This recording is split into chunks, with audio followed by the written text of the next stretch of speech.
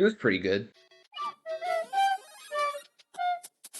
Hey everyone, Midits here. And man, when was the last time we had a 2D Mario game? That was completely original. Yeah, it's been a while. When Super Mario Wonder was announced, I was pretty excited. This was the first time in an insanely long time that a 2D Mario game would have a different art style. So right off the bat, you could tell that the amount of effort put into this game was going to be different compared to more recent 2D games. While the new Super Mario Bros. Series wasn't bad by any means, it just felt way too stagnant. And with the rest of what was shown in the trailer, you could tell there were going to be some more big changes. So I recently played the game on stream, and I can say this is a Mario experience like no other. First, I want to talk about the art style. I feel that this is a huge step up to the art style of the new series. The characters are more expressive, and in the end, it still feels like classic Mario. Also, the art style gets to shine in the Wonder Flower scenes in all the levels of the game. Now, I want to talk about the power ups. While I do miss the power ups from previous games missing here, it does make sense to exclude them so more attention is put on the new power ups. With prior 2D games, there were only really one, maybe even two power ups added. Meanwhile, here, we get three new ones. The elephant power up is super fun to use. It's also a unique idea. Then there's the drill power, which I also find enjoyable. I especially like being able to move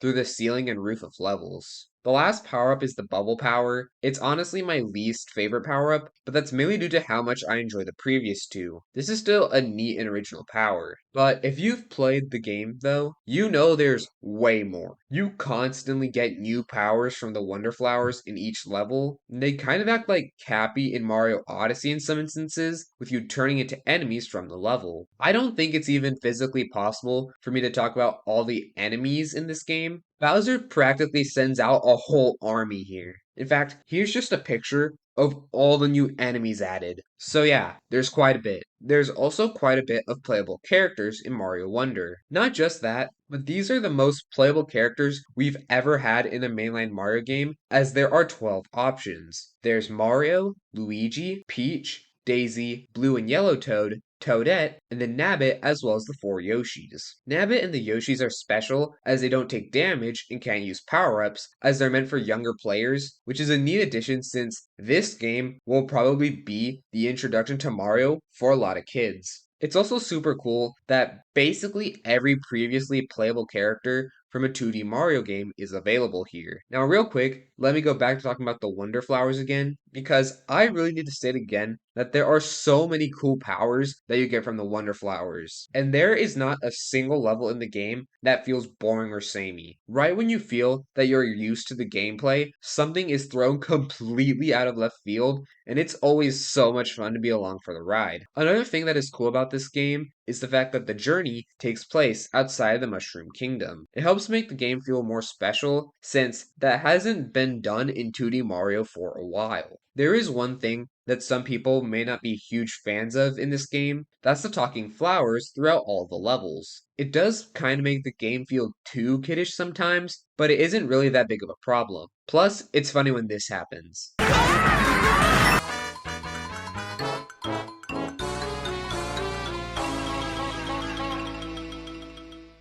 I should probably mention something else regarding voice acting, and that is how Charles Martinet is no longer playing Mario and Luigi. Instead, the brothers are now played by Kevin Afghani. While his Mario voice is a bit different, it still works well for the character. And with Luigi, you can barely tell that voice actors changed. So, I think Mario and Luigi's voices are in good hands for the future. One more negative I do want to talk about is the boss fights, specifically the Bowser Jr. ones. You fight Bowser Jr. after almost every world, and it can feel kind of repetitive, but to be honest, a lot of boss fights in 2D Mario games are very repetitive. Plus, there are usually some unique changes between the boss fights. Since we're on the topic, let's talk about the final boss. The Bowser fight is a great climax to the game. It's not difficult, but once again, most Mario boss fights aren't. It's just really fun and has a cool gimmick to it. Also, it's great that the boss fight doesn't end after 3 hits like most of them do. There has not been another Mario game like this before. I can't reiterate enough how much originality is in this game. At points, it feels like with every level you play, you're entering a brand new Mario game. This game isn't insanely long, being about the average length of a 2D Mario game, but that works in its favor as it's